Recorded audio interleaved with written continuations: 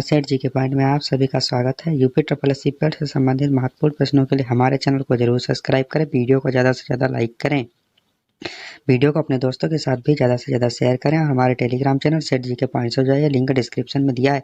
इस वीडियो में हम भारतीय संविधान एवं लोक प्रशासन के भारतीय संविधान के खंड मौलिक अधिकार एवं कर्तव्य से संबंधित महत्वपूर्ण प्रश्नों के बारे में हम आपको बताएंगे।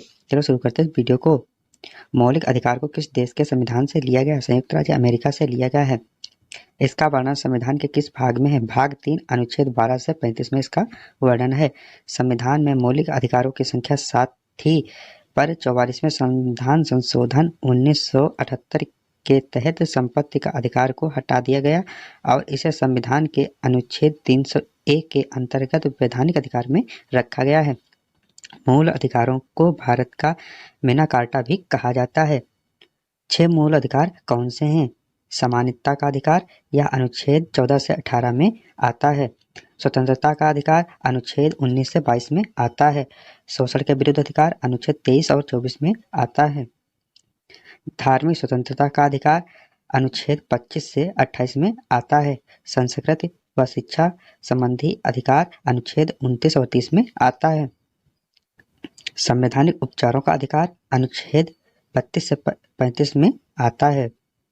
मौलिक अधिकारों में संशोधन किसके द्वारा हो सकता है? संसद के द्वारा हो सकता है। मौलिक अधिकारों का निलंबन किसके द्वारा किया जा सकता है? राष्ट्रपति द्वारा किया जा सकता है। अनुच्छेद 14 के अंतर्गत विधि के समक्ष समानता का वर्णन है। अनुच्छेद 15 में धर्म, नस्ल, जाति व लिंग अथवा जन्म के आधार पर भेदभाव पर प्रतिबंध का वर्णन है। अनुच्छेद 16 में लोक नियोजन के अवसर की समता का वर्णन है। अनुच्छेद 17 में अस्पृश्यता का अंत का वर्णन है। अनुच्छेद 18 में उपाधियों की समाप्ति का वर्णन है।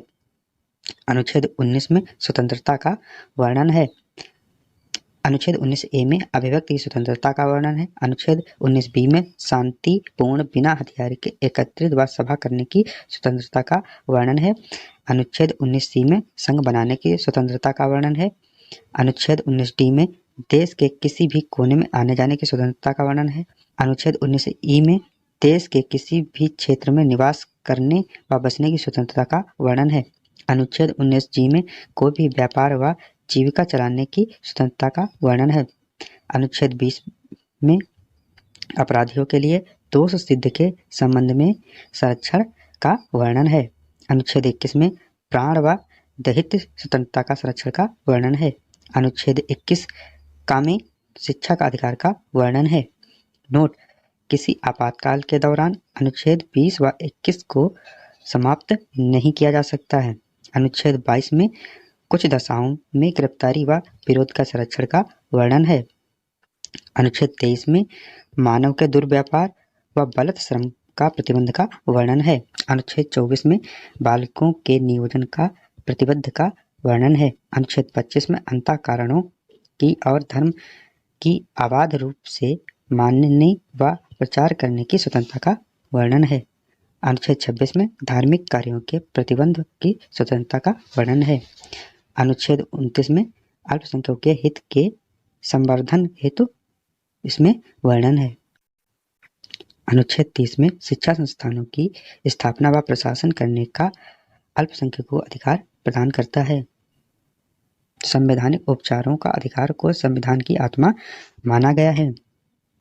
निवारक निरोधक के अंतर्गत एक व्यक्ति को बिना मुकदमा चलाए 3 माह के लिए बंदी बनाया जा सकता है। अनुच्छेद 32 में संवैधानिक उपचारों का अधिकार का वर्णन है।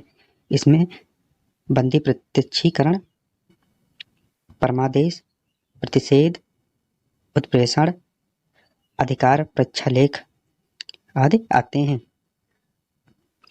मूल कर्तव्य को संविधान में कब जोड़ा गया था? इसे सरदार स्वर्ण सिंह समिति की सिफारिश पर 42वें संविधान संशोधन 1976 में जोड़ा गया है। मूल कर्तव्यों को किस देश के संविधान से लिया गया? रूस से लिया गया है।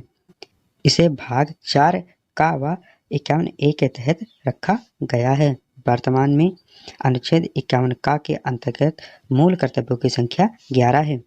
11वें मूल कर्तव्य को 51 का ए अनुच्छेद के तहत 86वें संविधान संशोधन 2002 के तहत जोड़ा गया।